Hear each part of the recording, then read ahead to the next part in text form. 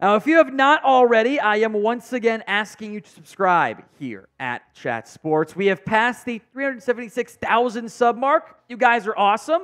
We'll do NFL, we'll do NBA. There will be more WNBA coverage as well. Might mix in some MLB on top of that. Hit that sub button, though, for plenty of NFL coverage as well. YouTube.com/chatsportstv. Let's get to the latest on Tua Tagovailoa. He has reported to Dolphins OTAs after he skipped some of the initial workouts. There's been a little bit of conflicting information about how much of that was contract-related versus not. In the end, I suppose it doesn't matter. He's here now, although he did miss today for non-contract reasons, but it doesn't worry me too much there. He is looking to get a massive extension from the Dolphins, and the Jared Goff contract directly impacts Tua. More on that in a little bit. Also worth mentioning, he's down 10 to 15 pounds to about 220, which is also still 5 pounds heavier than his listed weight because program size is often wrong. They just tend to copy-paste what it was from last year, which is kind of hilarious to me. Back to the Goff deal. That deal helps Tua. Like, I have a very difficult time seeing Tua saying, with the way that players get paid, especially on their first contract, saying, I'll take less than Jared Goff. Like, I don't believe he would do that. And by the way, Goff has now been twice one of the highest paid quarterbacks in NFL history, which is kind of funny to think about. But also, good for him. He's going to challenge Kirk Cousins for generational bag getter at this pace. Who's also on this list, by the way. The quarterback contract, I forget who it was. It was Orlovsky. Said he didn't think Trevor Lawrence, more on him in a second, should be paid like Joe Burrow and Josh Allen should be. And that's the issue. Those guys aren't paid similarly at all. There's a $12 million per year gap between those two. It's massive because that's how contracts work. If you are a franchise caliber quarterback, you get paid massive figures. That includes big average per year deals and big guaranteed money. Now, the guaranteed money for Goff is a little bit lower in part because it was only a 4-year extension versus a 5-year extension. So there's just not as typically the longer you go, the more guaranteed money you end up getting. You know, that's why some of those Hurts and Herbert and Burrow and Watson deals, well, the Watson deals an outlier in guaranteed money, are so significant. But again, it's a pretty big gap between Burrow and Allen in terms of guaranteed figures. In fact, it's frankly massive, with Mahomes being a very weird outlier, which that deal almost doesn't count. It's not just Tua looking for a big deal, by the way. And all these QBs could influence each other. Trevor Lawrence, Jordan Love. Maybe Dak Prescott is a little bit different since there's no franchise tag option there, so there is no team control option for him. But, you know, Trevor Lawrence, I still think he's a fringe top 10 quarterback, even more so than Tua or Love.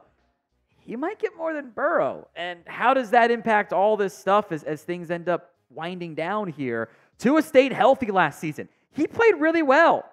I think in the Mike McDaniel offense, he's really good at being like a point guard style quarterback. And I mean that, by the way, as a compliment.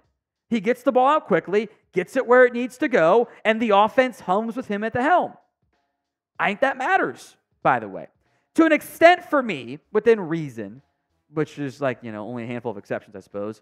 If you think you have a franchise quarterback, does $5 million per year with the way you can structure it really end up mattering all that much? I think there are hills to die on. If you think you have your franchise quarterback, it's probably not one of those things I would try to die on. So is Tua a franchise QB? Y for yes, N for no. It's the pinned comment on this video. So if that ad comes here on YouTube, take advantage of it. Head down there and let me know. Put some time here on this. The notable OTA absences. CeeDee Lamb, not present for organized team activities. That, just like Justin Jefferson and T. Higgins, are contract related. All three players looking for big deals. Higgins has not signed his franchise tag tender, which means he can't be fined, by the way, for skipping the mandatory stuff in minicamp and training camp. You might not see him till even August in Cincinnati. Jefferson, Lamb, I think you'll see them at least participate. They might hold in once they get massive contracts that will be around probably $35 million per year. Micah Parsons is going to be delayed by a week-ish as he trains on his own, not contract related. The newest one was Tristan Wirfs, who is skipping OTAs. He wants a contract. He will be the highest paid tackle in football history. Once he gets his deal, he'll beat the Penei Sewell contract, as he should. He's awesome, and he's played left tackle and right tackle at exceedingly high levels. I don't think any of these guys get dealt this year. Maybe that could change at Higgins flips teams next year, but it is noteworthy to at least mention. Now, NFL rookie jerseys are available over at chatsports.com/NFL jersey. That's going to take you into all of the jerseys that you can pick up. You'll see some, once the numbers get updated, they'll be updated on the Fanatic side as well. Pick by your team, search for a player, whatever. All the top draft picks this year, they've got the rookie jerseys, except, of course, for Marvin Harrison Jr. with that dispute going on. Everyone else is available, though. The ones are just the placeholder numbers until they get officially announced and confirmed by all parties involved. So go to chatsports.com/NFL jersey. Link will be in the comment section and the description of today's show. That's chatsports.com/NFL jersey. I saw this come across the wire from a few different outlets, so I did want to mention it.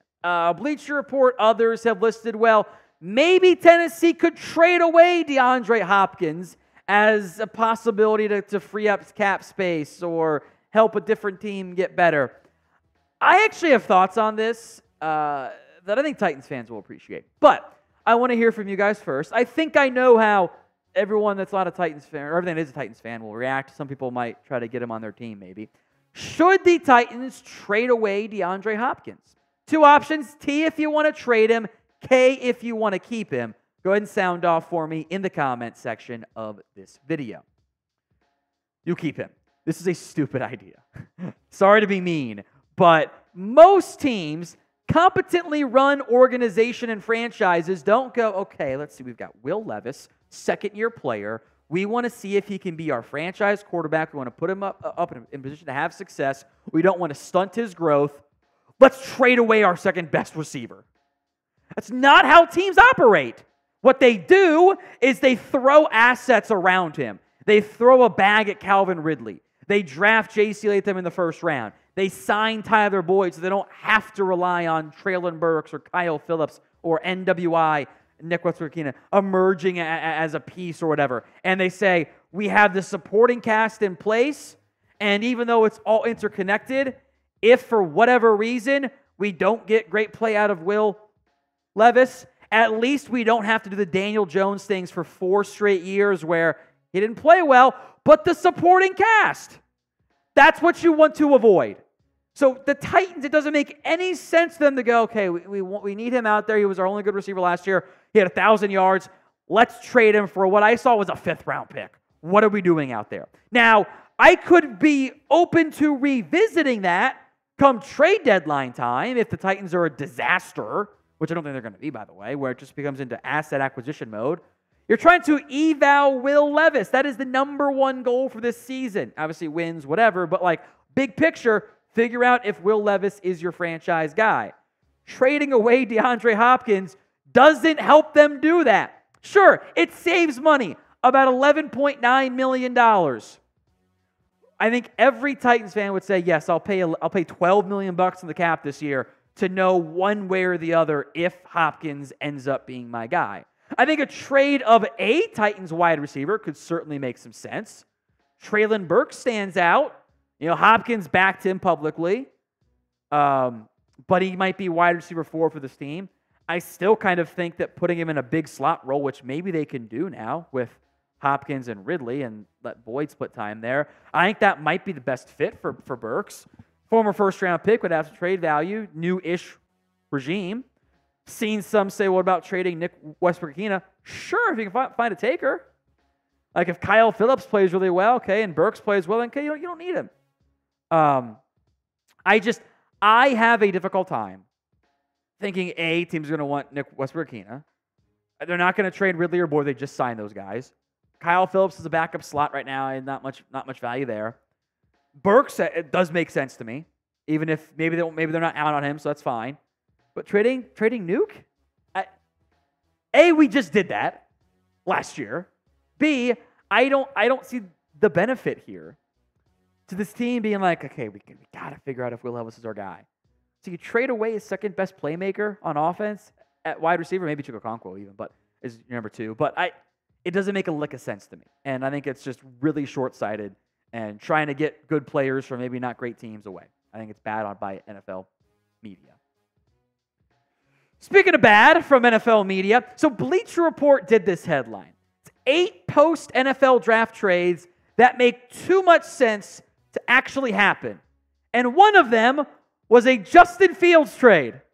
Much like Palpatine in the worst Star Wars movie ever made, somehow Justin Fields trade rumors have returned. What really bothers me about this trade idea was the package. The Raiders get Justin Fields, they flip 6ths, and the Steelers get a 3rd. What are we doing out here? Does Bleacher Report know what sense means? They continue to use that word. I do not know if that word means what they think it means. This literally makes 0 sense. Look, it is one of, frankly, the stupidest things I've ever seen. Justin Fields, despite what he might say about the Bears, might say, oh, we sent him to where he wanted to go. Okay, sure. No NFL team is going to take significantly less trade value to do right by one player. Come on. But let's be realistic here. 2 months ago, Justin Fields was worth a 6th-round pick. Now he's worth a 3rd? What? No! That's not how any of this works. There's no way his value has skyrocketed. The Raiders could have gone after Fields. It's pretty clear they didn't want him. So now they're going to give a bigger asset with no new information? Stupid. Very, very stupid from Bleacher Report. So this is your chance to trigger me, much like I am now, with bad trade ideas in the comments section. Here's what always is happening. I forget I asked this. And I'll be looking through comments on YouTube and go, what are we doing? Oh my God, I got caught again. So this is your opportunity to have some fun at my expense. Put some bad trade ideas for me in the comment section of today's video. Now, before we go, I did want to mention this because this is one of the wilder things I've seen said by an NFL player.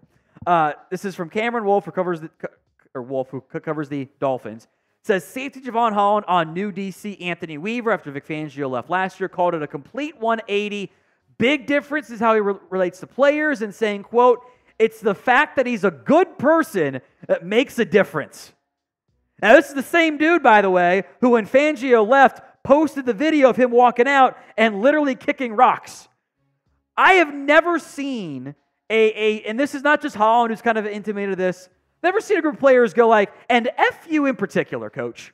Like, that doesn't happen. I don't really know what went so wrong between those sides. Man, that was a nightmare, clearly. Like, those Dolphins players, it's like they've been freed. It's like, thank God the bad man's gone.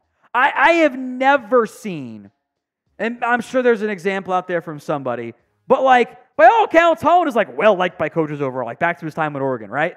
Like, yeah, that dude sucked. He's a bad person. That is a wild quote to make. I actually appreciate the honesty in a pretty big fashion.